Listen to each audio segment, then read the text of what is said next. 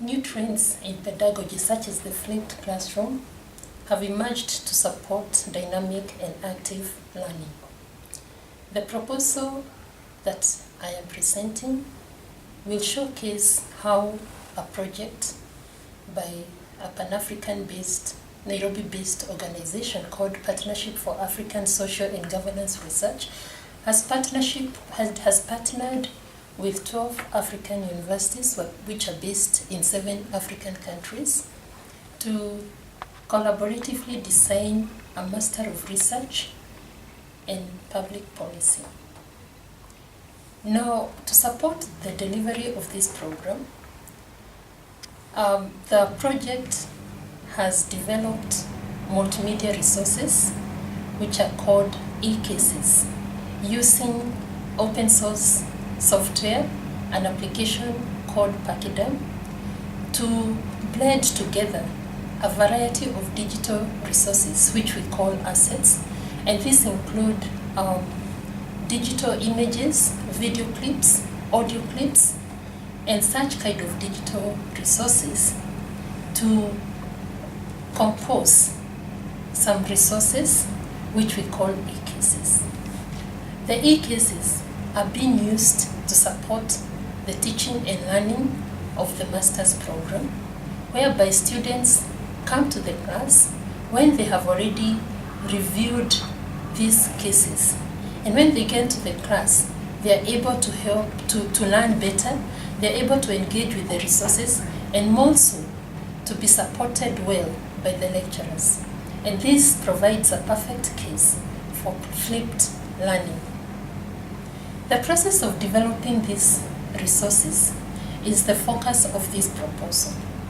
We want to share the experiences that we learned in the process of developing the multimedia resources or the e-cases. Selected academics and technologists from the partnering universities worked through in form of workshops and remote support. They came to Nairobi and they were facilitated and actually trained on how to develop the e-cases. This was a process, a very collaborative process, that eventually led to the development of 35 e-cases that are currently being used across the 7 countries in the delivery of the master's program. The process was an interesting process. First of all, this was the first time to bring together this kind of academics and train them on how to develop these resources. They went through this process, and in the course of developing the resources, we observed a number of things. First of all, we observed a change in practice. Usually when academics work, they work with fellow academics. They don't normally work with their junior colleagues in such kind of projects. But in here, what we observed was that after the initial resistance and fear, they were able to work together. And now they have formed a community of practice. They've also been able to identify a team of champions who act as peer leaders to help them in future such kind of projects. Another thing that we observed was that they were able to embrace the possibilities of technology-enhanced learning. And they are now using the e-cases not just to deliver this particular master's program, but they are using the e-cases in their other courses. And we find that this is a positive change of practice. This process was not without challenges.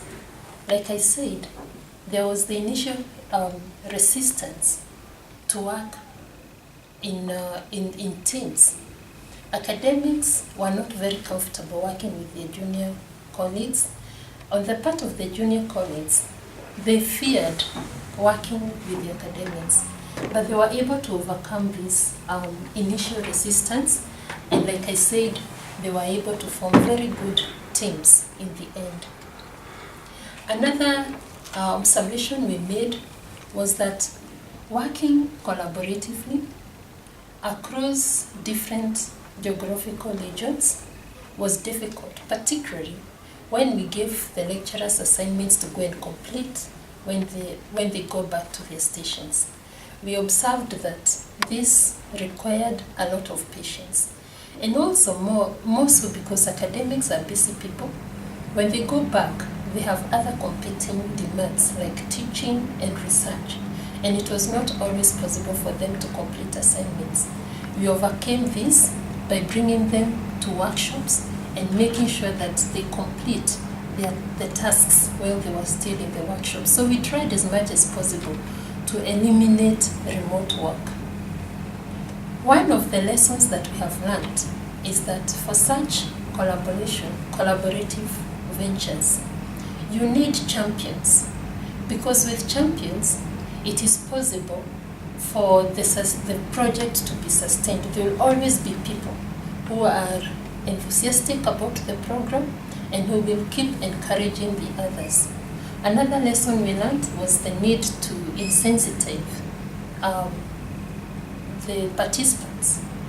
You need to keep them actively interested, and to sustain this interest, you need to give them some incentives. And what we did, we gave them some modest honorarium.